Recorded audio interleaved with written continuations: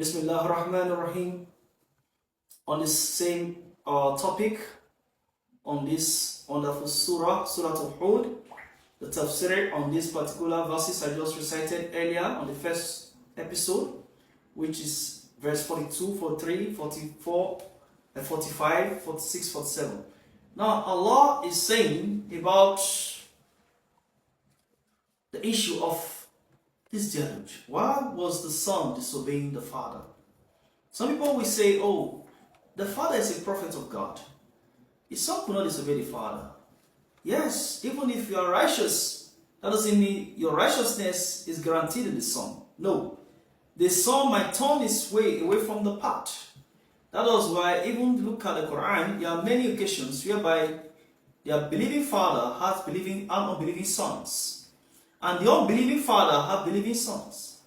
So, relationship based on father and son, or mother and daughter, does not guarantee that both of them will be in what? Paradise, will be righteous. Example we saw was just the one mentioned here. When it talks about the issue of the son, Prophet Noah alayhi salam and his son, that the son disobeyed the father. Why? Because he never believed in his father, he never believed in his God. Sometimes you might just hear information, someone tells you that, oh, you say that we are going to a particular place, when we enter this place, we are safe. Now it's coming from the father. The son said, no, I cannot follow you there. This is what the mentality, because what was his response when the father called him to join him in the ark? The response was that, don't worry, I will climb on this mountain, because the mountain is as high. When I climb on this mountain, I'll be safe. This is how our mentality are today. The moral lesson we need to learn is that we should not put our trust on this world. Because the son puts his own trust on the word, that the word will save him against the decision of God, decree of Allah subhanahu wa ta'ala.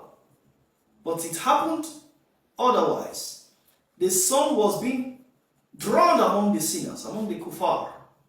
So, the word does not guarantee your salvation. So we should not say because we have all the mansions, we have the worldly possessions, we have the jewelries, we have everything in the world, then we are saved. No. That's why when a man gets so rich, his mentality changes. He feels that whatever he has can save him. No. It's only for this gratification of this world. There's nothing in this world. The only thing you get in this world is contentment. This is exactly what the mentality was in the mind of the son, saying that he's saved, having those things around him. He cannot go into the ark.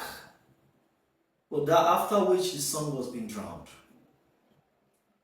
Now look at how Noah alayhi salam responded. Out of the relationship between him and the son. Because notwithstanding, there's a strong bond between the father and the son. Especially when the son, the one close to him, saw his son passed on, being drowned, being taken away. So he felt so sad. He cried out to Allah subhanahu wa ta'ala, saying, when he called his Lord, وَنَعْدَ نُوحِ رَبَّهُ, called his Lord, قَالَ رَبِّي إِنَّ عِبْنِ مِعَهِ, this is part of my family. This son is part of my family. Allah replied, no, إِنَّهُ لَيْسَ مِنْ أَهْلِكَ, it's not your son. Why is not your son? Because he has done the wrong thing. It's not righteous because the lineage of prophets or the believers have children who are pious. Allah is seeing piety with sonship. Because sonship shows how obedient you are to Allah subhanahu wa ta'ala. If you are not obedient, Allah does not categorize you as son, but a child, a walad. The difference between walad and an ibn. A walad can be a child. Yes, we are a child. Because Allah says in some verses mentioned, walad is a generic name for children, child. But son is so specific. Now khas in sight of Allah subhanahu wa ta'ala. So it shows that when the Quran mentions in Surah Al-Baqarah verse 177, Allah talking about when it says, وَلَيْسَ بِرْ أَن تُوَالُوا وُجُوهَكُمْ قبل المشرق والمغرب ولكن بر من آمن بالله واليوم الآخر وملائكته وكتبه والنبيين that anyone, that there is no virtue. And when you turn your face towards the Qibla, whether you pray 100 salat a day, whether you pray 2,000 salat, you do raka'ah, there's no birr on that. Allah is telling us.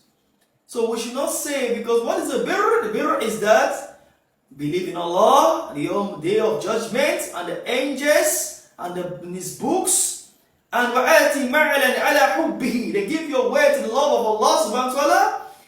دُعْ الْقُرْبِ, those who are close to you, and also وَيَتَامَ, and the orphans, and وَمَسَاكِينَ, and those who are needy. Allah added this verse, وَإِبْنَ السَّبِيلِ. Now look at the word Ibn Sabil in that verse. Some translators translate as the wayfarers. Why are they called wayfarers? Use the word Ibn Sabil. Sabil is a pathway.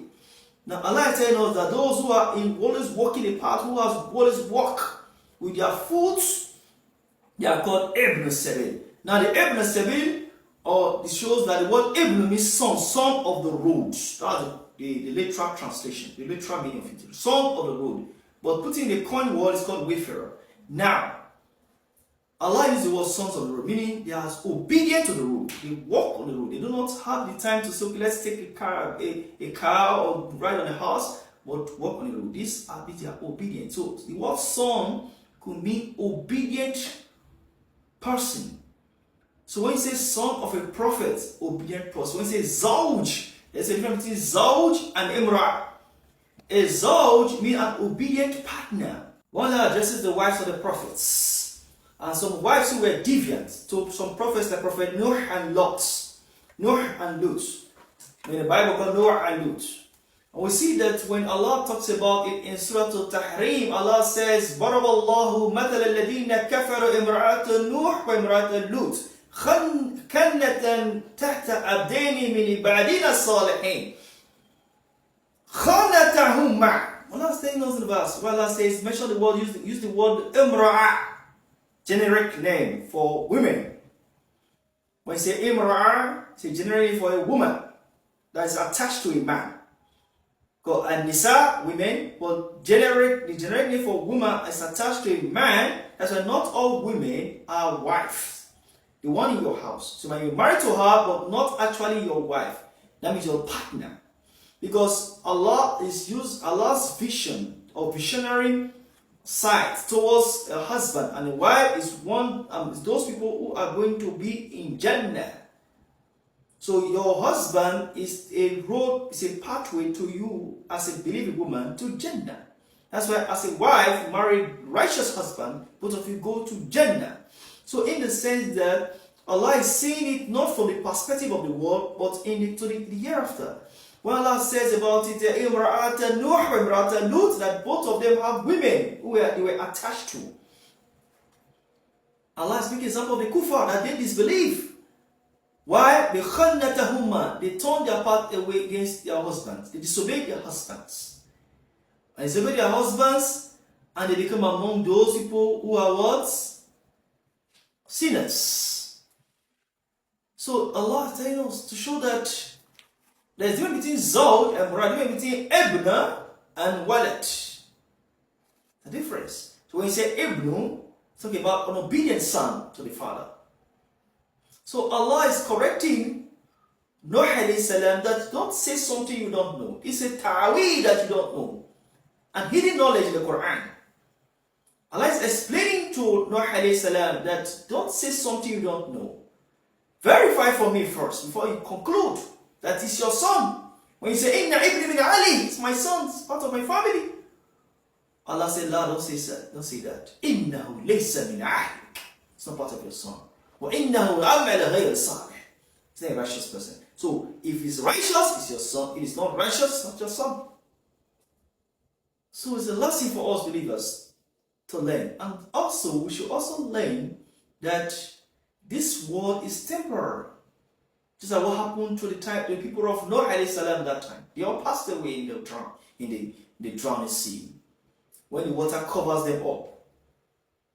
And they become among the muharraqeen, those who were drowned.